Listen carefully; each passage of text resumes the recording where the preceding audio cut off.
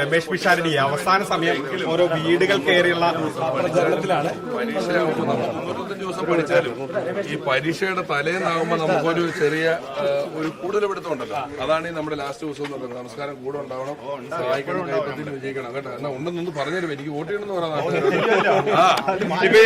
ഇപ്പൊ അവസാന ദിവസത്തിലേക്ക് പോകുമ്പോഴേ ടെൻഷൻ ഉണ്ടോ? കാരണം ഒരുപാട് വിവാദങ്ങൾ ഉണ്ടായ ഒരു മണ്ഡലം കൂടിയാണ് പാലക്കാട്. അപ്പൊ അങ്ങനെ ഒരു ടെൻഷൻ ഉണ്ടോ? ആൾക്കാർ എങ്ങനെ ഇതൊക്കെ കണ്ട് വിലയിരുത്തിയിട്ടുണ്ടാകും? പല വിഷയങ്ങളും ഉണ്ടായിട്ടില്ല, അതൊക്കെ എങ്ങനെ വിലയിരുത്തിണ്ടാവും ടെൻഷൻ ഉണ്ടോ? അങ്ങനെ എനിക്ക് അത്ര കാര്യമായിട്ടുള്ള ഒരു ടെൻഷനിലേക്ക് ഞാൻ എത്തുന്നില്ല, ടെൻഷൻ അടിക്കുന്നില്ല. ഇതിലൊരു ടെൻഷന് വലിയ പ്രസക്തിയുള്ള സ്ഥലമല്ല ഇത്. നമസ്കാരമുണ്ട്, നമസ്കാരം കൂടെ ഉണ്ടാവണം, കൈപ്പത്തിൽ വോട്ടൊന്ന് വിജയിപ്പിക്കണം കേട്ടോ. എപ്പോഴും ഉറച്ചു നിൽക്കുന്നതാണ് പ്രതീക്ഷിക്കുന്നത്. കഴിഞ്ഞ ഉപതെരഞ്ഞെടുപ്പിൽ ഉണ്ടായിരുന്ന ഒരു വിജയം ആവർത്തിക്കാൻ കഴിയുമെന്നാണ് പ്രതീക്ഷിക്കുന്നത്. ഉറപ്പായിട്ടും അത് ഉണ്ടാവണമല്ലോ. നമസ്കാരം കൂടെ ഉണ്ടാവണം കേട്ടോ. കൈപ്പത്തിൽ വോട്ട് വെച്ച് നേരിട്ട് വന്നതാണ്, സഹായിക്കണം. ഇപ്പൊ പിഷാരടി പറയാത്ത കാര്യങ്ങളൊക്കെ ഉൾപ്പെടുത്തി ഇന്നലെ കഴിഞ്ഞ ഇടത് പ്രൊഫൈലുകൾ ഉൾപ്പെടെ ഈ വ്യാജ വാർത്ത പല മാധ്യമങ്ങളുടെ ഉൾപ്പെടെ പ്രചരിക്കുന്നുണ്ട്. അപ്പൊ അവസാനം ഈ ഘട്ടത്തിൽ എത്തുമ്പോൾ ഈ ഇടതും അതുപോലെ തന്നെ ഇന്ത്യ മുന്നണിയും ഭയപ്പെടുന്നതല്ല. ഇവരുടെ കയ്യിലുള്ള ഒരു ഇനങ്ങൾ എന്ന് പറയുന്നത് സ്വാഭാവികമായിട്ടും ഇതൊക്കെ തന്നെയാണ്. ഇന്നലെ ഞാൻ കണ്ടു എന്റെ സിനിമ. നമസ്കാരമുണ്ട് അമ്മേ, തലേ കൈവച്ച് അനുഗ്രഹിക്കണം, ജയിക്കണം കേട്ടോ. എന്റെ സിനിമ ടിക്കറ്റ് എടുത്ത് കാണുന്ന ആളുകൾ എനിക്ക് വോട്ട് ചെയ്യും എന്ന് പറഞ്ഞ് നിങ്ങളുടെ തന്നെ കാർഡൊക്കെ വെച്ച് ഉണ്ടാക്കിയിട്ട് ഇങ്ങനെ കാർഡ് വെച്ച് ഉണ്ടാക്കിയിട്ട് സാധനങ്ങൾ ചെയ്യുക. നമസ്കാരമുണ്ട്, നമസ്കാരം കൂടെ ഉണ്ടാവണം, സഹായിക്കണം. അങ്ങനെ ചെയ്യുന്നുണ്ട്. എന്നെപ്പറ്റി മാത്രം എന്തെല്ലാമാണ് വ്യാജ കഥകൾ ഇവർ പറഞ്ഞുകൊണ്ടിരിക്കുന്നത് എന്നറിയാമോ? ഇവര് ആശയപരമായ ഒരു സംവാദമല്ല, ആശയപരമായ ഒരു മത്സരവുമല്ല, വ്യക്തികളെ കടന്നാക്രമിക്കുക എന്നുള്ളതാണ് ഇവരുടെ ഒരു നയം. അതിലൊരു ഉദാഹരണം തന്നെ പിഷാരടിയെ തടയുന്ന ഒരു സാഹചര്യം വരെ ഉണ്ടായിട്ടുണ്ട്. അവിടെ തൊട്ട് പലതരത്തില് ഡിജിറ്റൽ സ്പേസുകളിലാണെങ്കിലും ഇവരിപ്പോ തന്നെ നമ്മളെ പറ്റിയുള്ള നുണകൾ പറയുമ്പോൾ മറ്റു പാർട്ടികൾ നമുക്ക് തോന്നുന്നുണ്ട് എന്തോരം നുണയാണ്. അപ്പൊ ഇവരുടെ വാഗ്ദാനങ്ങളൊക്കെ എന്താണ്? ഹലോ, എന്തുണ്ട്? ആയിക്കോട്ടെ, വോട്ട് ചെയ്യുന്ന കാര്യമൊക്കെ തീരുമാനമായില്ലേ? നമ്മൾ ഗംഭീരാക്കി തരണം, സൂപ്പറാക്കി തരണം. സന്തോഷം വേറെ ഇതുപോലില്ല സന്തോഷം കണ്ടതിന്. അതാണ് നമുക്ക് ഒരാളെ സന്തോഷിക്കുക എന്ന് പറയുന്നതിന് ഏറ്റവും വലിയ കാര്യമാണ് അല്ലേ ചേട്ടൻ? അത്രേ ഉണ്ടോ സന്തോഷം? എനിക്കൊരു സംശയം ഉണ്ട് ചേട്ടാ. കൂടെ ഉണ്ടാവണം കേട്ടോ ചേട്ടാ. കൈപ്പത്തില് നമസ്കാരം.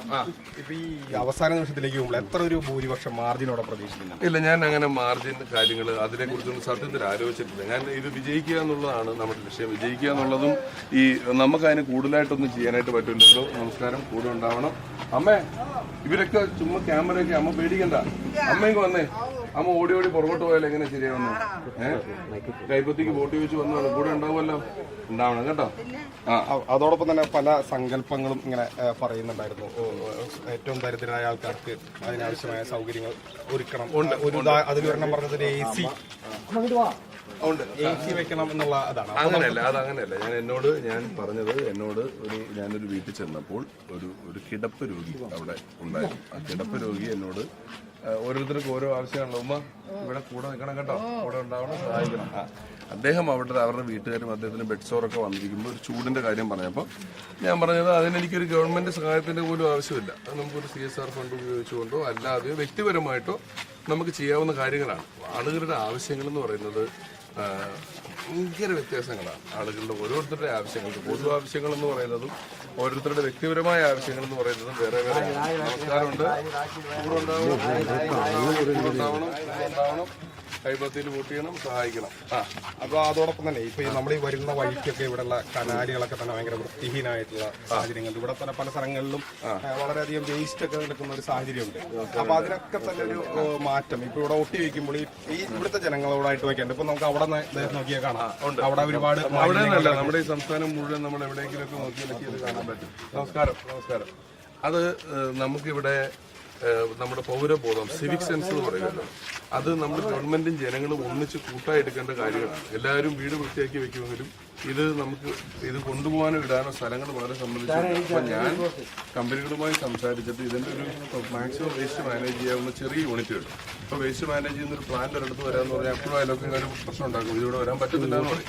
അപ്പൊ മാക്സിമം ഔട്ടർ സിറ്റിയിൽ ഒരിടത്ത് വേസ്റ്റ് മാനേജ് ചെയ്യാവുന്ന ഒരു സ്ഥലവും അതിനോടൊപ്പം വ്യക്തിപരമായി വീടുകളിൽ നമുക്ക് കൊടുക്കാവുന്ന അവിടെ ഇട്ട് തന്നെ മാക്സിമം കാര്യങ്ങൾ മാനേജ് ചെയ്യാൻ പറ്റുന്ന ഓപ്ഷനുകളും ഓഫറുകളും കാര്യങ്ങളും എന്താ ഉള്ളതെന്നുള്ളത് നോക്കിയിട്ട് അതിനൊക്കെ വേണ്ട നടപടികൾ എടുക്കണം. കാരണം നമ്മളിപ്പോ ഒരു കുളം മുഴുവൻ വൃത്തിയാക്കിയിട്ട് അടുത്ത ആഴ്ച വീണ്ടും ഇതിൽ കൊണ്ട് ആളുകൾ ഇത്തരത്തിൽ സാധനങ്ങൾ ഡംപ് ചെയ്താൽ എന്ന് പറയുന്ന ഒരു പ്രശ്നമുണ്ടല്ലോ. അപ്പൊ അത് വളരെ വ്യക്തിപരമായ എന്താ പറയുന്നത്, നമ്മൾ വ്യക്തിപരമായ ആളുകൾക്ക് അവബോധം കൊടുക്കുന്നതിനോടൊപ്പമാണ് ഇത് ചെയ്യാൻ പറ്റുന്നത്. ഒരു കാര്യം കൂടെ, പ്രതിപക്ഷ നേതാവ് ഇന്നും ഈ ആത്മവിശ്വാസം പ്രകടിപ്പിച്ചു. 100-ലധികം സീറ്റുമായി UDF സർക്കാർ അധികാരത്തിലെത്തും. പിഷാരടി നിയമസഭയിൽ എത്തുമ്പോൾ UDF സർക്കാരും അധികാരത്തിലുണ്ടാവുന്നത് തന്നെയാണോ? ഞാൻ അതാണ് ഞാൻ പറഞ്ഞത്. പാലക്കാടിന്റെ ഹിസ്റ്ററിയിൽ ഏറ്റവും ഒരു നല്ല സമയം എന്ന് പറയുന്നത് ഉമ്മൻചാണ്ടി സാർ ഭരിക്കുമ്പോൾ ഷാഫി വിട്ടിരുന്നതാണ്. അപ്പം പാലക്കാടും കേരളവും കൂടെ UDF ഭരിക്കുക എന്ന് പറയുന്നത് പാലക്കാടിന് എപ്പോഴും വളരെ നല്ലൊരു സമയമാണ്. ഒറ്റ പോലെ